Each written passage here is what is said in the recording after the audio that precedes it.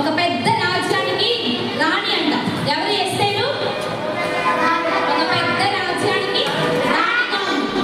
ఈ ఎస్తేరు అసలు ఎవరు అని అంటే, ఎస్తేరుకి తల్లిదండ్రులు ఇద్దరు లేరండి. అయితే ఎస్తేరుని ఎవరు పెంచారు? తన బాబాయిగా ఎవరైతే ఉన్నారో మొర్దెకై అనే ఆయన పెంచాడు. ఎవరు పెంచారు?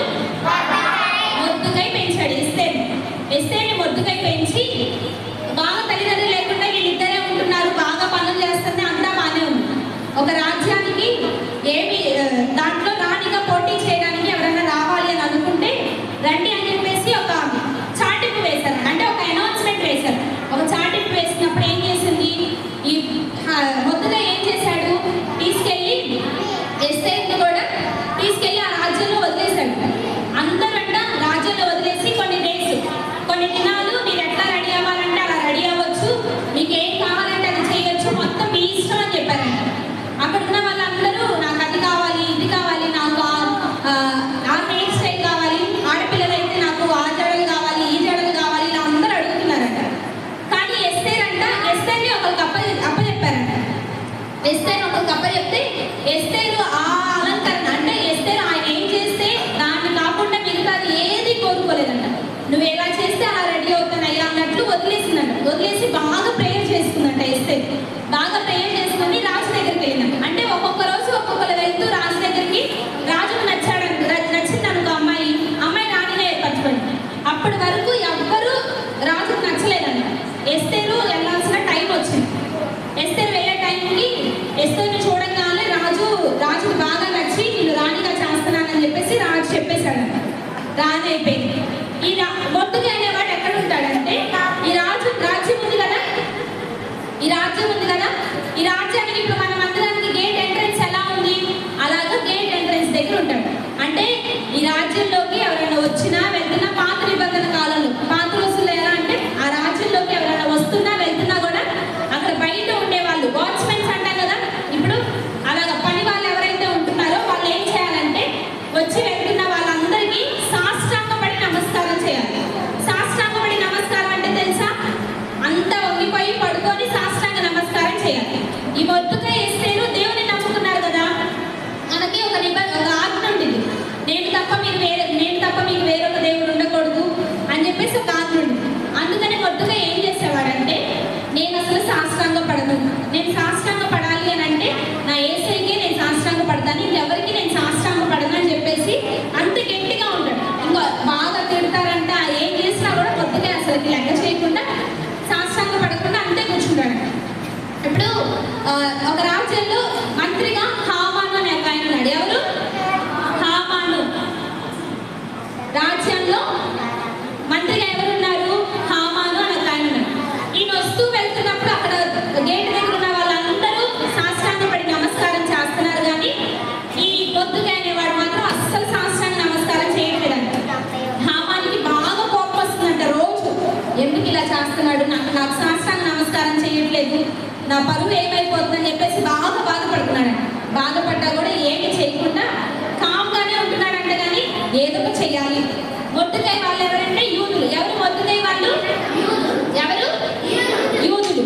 ఈ మొర్దెకైని ఏదో ఒకటి చేసేయాలి. ఈ యూదుల్ని మొత్తాన్ని, ఈ దేశం మా రాజ్యంలో ఉన్న యూదుల్ని మొత్తాన్ని ఏదో ఒకటి చేసేయాలి. వీళ్ళని నాశనం చేసేస్తే నేను హ్యాపీగా రాజు తర్వాత రాజును అయిపోవచ్చు అని చెప్పేసి హ్యాపీగా ఫీల్ అవుతున్నాడు. ఫీల్ అవుతుంటే ఏం చేశాడంటే, ఈ హామాను రాజు దగ్గరికి వెళ్ళి, మంత్రి కదా, మంత్రి ఏం చెప్తే రాజు అదే అంటాడు. అవునా? ఇప్పుడు మీరు స్టూడెంట్స్గా ఉంటారు, మీరు స్కూల్కి వెళ్తున్నారు, లేదా మీరు పని దగ్గరికి వెళ్ళారనుకో ఎక్కడికన్నా, మీకు పైన వాళ్ళు మీరు ఏం చెప్తే అది వింటారు, కొన్ని విషయాల్లో వింటారు కదా. అలాగే మంత్రి ఏం చెప్పినా కూడా రాజు వినేస్తాడని చెప్పేసి వెళ్ళి ఏం చెప్తాడు? రాజా, యూదులు అక్కడ మొర్దెకై ఒక ఆయన ఉన్నాడు, యూదుడు నాకు సాష్టాంగ నమస్కారం చెయ్యట్లేదు, వాళ్ళందరినీ యూదులందరినీ నాశింప చేసేసామనుకో, యూదులందరినీ మనం చంపేసామనుకో, మనం ఈ రాజ్యానికి బాగా మనం హ్యాపీగా ఉండొచ్చు, మనం సంతోషంగా ఉండొచ్చు, మన వాళ్ళే ఉంటారు ఇంకా అందరూ అని అంటే రాజు ఏమి చేయలేక సరే అన్నాడు. సరే అనేసరికి ఈ విషయము మొర్దెకై ఉన్నాడు, ఎస్తేరు ఉంది కదా, రాణిగా ఉంది కదా, వాళ్ళ కూతురు ఎస్తేరుకి చెప్పలేదంట. చెప్పకపోతే రాణి కదా ఎస్తేరు, ఏం జరుగుతుంది రాజ్యంలో తెలుస్తుంది కదా, తెలిసిందంట. తెలిసి వాళ్ళ బాబాయ్ని అడిగితే, అమ్మ అవును నిజంగానే యూదులందరినీ సంహరించాలనుకుంటున్నారు, యూదుల్ని కనుక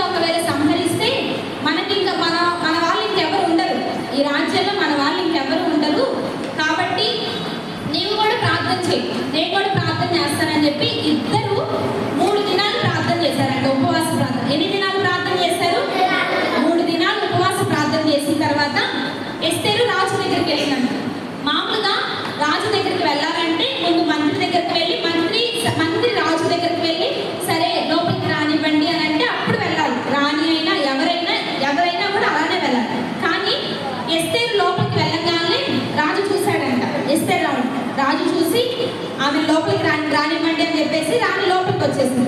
రాజు దగ్గరికి వచ్చిన తర్వాత ఏమి అనకుండానే ప్రార్థన చేసుకొని 3 దినాలు ఉపవాస ప్రార్థన చేసుకున్న తర్వాత వెళ్ళి అడుగుదాం నిదానంగా అని చెప్పేసి వెళ్ళి అడగక మునిపే, రాజుని అడగక మునిపే రాజు అన్నాడంటే నీకేం కావాలి, నీకు ఏ సహాయం చేయాలి నేను నా సైడ్ నుంచి అని చెప్పేసి అడిగాడు. ఇదంతా జరుగుతున్నప్పుడు హామాను రాజు చెప్పాడు కదా, యూదులందరినీ ఉరిశిక్ష వేసేయాలని చెప్పేసి హామాను రాజు చెప్పాడు కదా. ఈ హామాను ఏం చేస్తున్నాడు, యూదులందరినీ చంపేయడానికి ఒక పెద్ద రాజ్యంలో ఒక పెద్ద ఉరిని అలాడిస్తున్నాడంట. ఎందుకు, యూదులందరినీ ఒక తర్వాత ఒకరు చంపేసి రాజ్యంలో హ్యాపీగా ఉండొచ్చు, మనమే ఇంకా ఎంజాయ్ చేయొచ్చు అని చెప్పేసి హ్యాపీగా ఉండొచ్చు అని చెప్పి ఉరి స్తంభాన్ని ఒకటి తీస్తున్నాడు. రాణి వెళ్ళింది కదా, రాణి వెళ్ళగానే రాజు అన్నాడంటే నీకేం కావాలి, నీకు నేనేం సహాయం చేయాలి, నీకు నేను ఏం హెల్ప్ చేయాలి అని అడిగిన వెంటనే అయ్యా ఇలాగా మీరు ఒక ఆజ్ఞ జారీ చేశారంటే కదా, యూదులందరినీ చంపేస్తాము అని చెప్పేసి, యూదులందరినీ చంపేయొద్దు, ఇదొక్క రిక్వెస్ట్ నేను చేస్తున్నాను అని చెప్పి అనగానే సరే నువ్వు ఏది కోరుకుంటే అదే జరిగింది అని అన్నాడు. అనగానే ఇప్పుడు ఏంటి, యూదులందరూ చనిపోకుండా ఉంటారు కదా, ఇంకా యూదులందరూ సేఫ్గా ఉన్నారు. మొర్దెకైకి ఈ విషయం తెలిసింది. మొర్దెకై చాలా హ్యాపీగా ఉన్నాడు. ఎందుకు, వాళ్ళు ప్రార్థన చేస్తున్నాను బట్టి దేవుడు రాజు ద్వారా మాట్లాడి ప్రేయర్ ఆలకించాడు కదా, ఆలకించి దేవుడు కార్యం చేశాడు కదా, అందుకని హ్యాపీగా ఉన్నాడు. హ్యాపీగా ఉన్న తర్వాత ఈ మొర్దెకై లేదా రాజు రాణి కలిసి మొర్దెకై హామాను ఏం చేశాడు, ఉరి స్తంభాన్ని ఒకటి రెడీ చేశాడు కదా, ఎవరిని చంపడానికి, యూదుల్ని చంపడానికి ఏం రెడీ చేశాడు, ఉరి స్తంభాన్ని ఒకటి రెడీ చేశాడు. ఈ ఉరి స్తంభాన్ని రెడీ చేసి వీళ్ళందరూ చంపేయాలని చెప్పేసి అన్న విషయము రాజుకు తెలిసిన వెంటనే రాజు అన్నాడంట, హామాను చేసే పనులన్నీ రాజుకు తెలిసింది. ఏమని, ఎవరైతే సాష్టాంగపడి నమస్కారం చేయట్లేదో వాళ్ళని తిట్టడము, వాళ్ళని బాధ పెట్టడం, ఇవన్నీ రాజుకు తెలిసి ఏ ఉరి స్తంభాన్ని హామాను రెడీ చేశాడు కదా, ఎవరిని చంపేయడానికి, యూదులందరినీ చంపేయడానికి హామాను రెడీ చేశాడు కదా. ఆ రెడీ చేసిన ఉరి స్తంభం మీద హామానుకి ఎంతమంది పిల్లలంటే 10 మంది కుమారులు. ఎంతమంది కుమారులు హామానుకి? 10 మంది కుమారులు. ఈ హామానుకున్న 10 మంది కుమారుల్ని అందరినీ కలిపేసి చంపేశారంట. అప్పటికి వాళ్ళ భార్య చెప్తూనే ఉందంట, అయ్యా వద్దు, వాళ్ళు ప్రార్థనకి వెళ్ళే వాళ్ళు ప్రార్థన చేసుకుంటారు, మనం వాళ్ళని తగ్గించొద్దు అని చెప్పినా కూడా అస్సలు వినలేదంట. వినకపోయేసరికి లాస్ట్కి ఎవరు ఉరి స్తంభాన్ని ఎవరు రెడీ చేశారు, ఫస్ట్ హామాను రెడీ చేశాడు. లాస్ట్కి ఎవరు చనిపోయారు, హామానుకున్న 10 మంది కుమారులు అందరూ చనిపోయారు. అందరూ చనిపోయిన తర్వాత ఎస్తేరు రాణిగా అయింది కదా.